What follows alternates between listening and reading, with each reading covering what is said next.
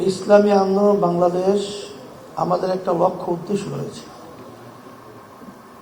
সেই লক্ষ্য উদ্দেশ্যটা হলো এই, আমি সেদিনকারও আইনজীবী পরিষদের সম্মেলনে বলেছিলাম, সৃষ্টি যার, আইন হবে তার। আপনারা লক্ষ্য করেছেন তামাম দুনিয়ার ইতিহাস, আসলে সমাজতন্ত্র বলেন, প্রচলিত গণতন্ত্র বলেন, বা অন্য অন্য ধর্মনিরপেক্ষতাবাদ যাই বলেন না কেন, সেটা আমাদের চোখের সামনে আমরা দেখে আসছি, দেখতেছি। এর মাধ্যমে আসলে দিনের দিন জালেমরা জুলুমের মাত্রা বাড়ে, কমে না।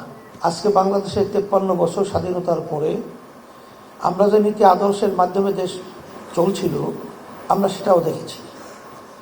2024 জুলাই আগস্টের অবস্থান আমরা দেখেছি। এখন এই পরিবর্তন আমাদেরকেই করতে হবে। এখন পরিবর্তন যে করব, আমি আপনাদের সামনে যে আয়াত শরীফ তেলাওয়াত করেছি, যে পানীয় ভাগে এবং স্থল ভাগে যত বিপদ আপদ মুসিবত তোমাদের নিজেদের হাতের কামাই। আমাদের কাছে যেটা প্রমাণিত এবং যাদের মাধ্যমে দেশ পরিচালিত হয়েছিল মানব রচিত তন্ত্রমন্ত্রে, আবার নতুনভাবে তাদের থেকে আবার দেশের উন্নয়ন এবং আমাদের কোনো কল্যাণ, এটা কোনোদিন চিন্তা করাও যায় না, চিন্তা করা ঠিকও হবে না। সেই হিসাবে আজকে 5ই আগস্টের পরে আপনারা দেখেছেন বাংলাদেশের বেশিরভাগ মানুষ এখন তারা বলছে যে আমরা অনেক অনেক শাসন দেখেছি, কিন্তু ইসলামের শাসন, ইসলামের নীতি আদর্শ বাস্তবায়নের যে শান্তি সুফল কুফল, এটা আমরা দেখি নাই। এখন বেশিরভাগ মানুষই চায় যে তারা ইসলামের পক্ষে একটা অবস্থান তৈরি হোক এবং সেই অনুযায়ী দেশ চলুক। সেই হিসাবে আপনারা জানেন যে বাংলাদেশের ভিতরে যে ইসলামের দলগুলো রয়েছে, সমমনা দল, আমরা সবাই আলহামদুলিল্লাহ নির্বাচনের সময় যেন ইসলামের পক্ষে একটা বাক্স পাঠাতে পারি, এই চিন্তা, এই উদ্দেশ্য নিয়ে আমরা কিন্তু বিভিন্ন পর্যায়ে কাজ করতেছি এবং বর্তমানে চলমান রয়েছে। আলহামদুলিল্লাহ, দোয়া করতে থাকেন, আল্লাহ যেন কবুল করে। আশা তো করি আল্লাহর রহমতে ভালো একটা ফল আল্লাহ আমাদেরকে দান করবেন।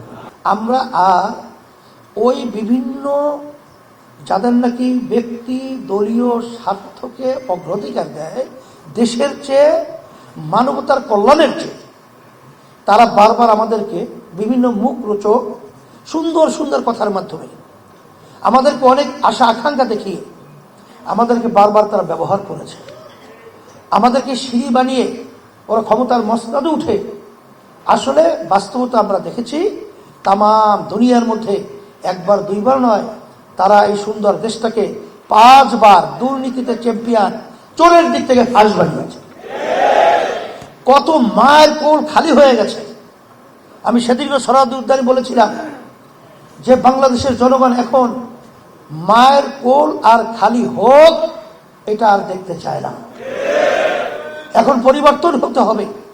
আমরা কষ্ট করে টাকা উপার্জন করব, আর সেই টাকা ভ্যাট ট্যাক্সের মাধ্যমে সরকারি ফান্ড জমা হবে, আর তারা ক্ষমতার চেয়ারে বসে আমাদের কষ্ট অর্জিত সম্পদ, আমাদের কষ্ট অর্জিত টাকা তারা বিদেশে পাচার করবে, বেগম তারা তৈরি করবে।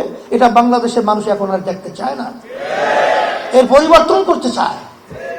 আজকে দলীয়করণের মাধ্যমে আজকে আপনারা দেখেছেন যে বৈষম্য বিরোধী দলীয়করণ এমনভাবে সর্বত্র চাপিয়ে দেওয়া হয়, সেখানে যোগ্যতা থাক বা না থাক, মেধাবী মেধার যোগ্যতা সম্পূর্ণ ছেলেগুলো আজকে রাস্তা রাস্তায় বেকার ঘুরছে, কিন্তু তাদের দলীয়করণের কারণে অযোগ্য লোকগুলো সর্বত্র তারা বসিয়ে দেশটাকে একটা অসুন্দর দেশে পরিণত করেছে।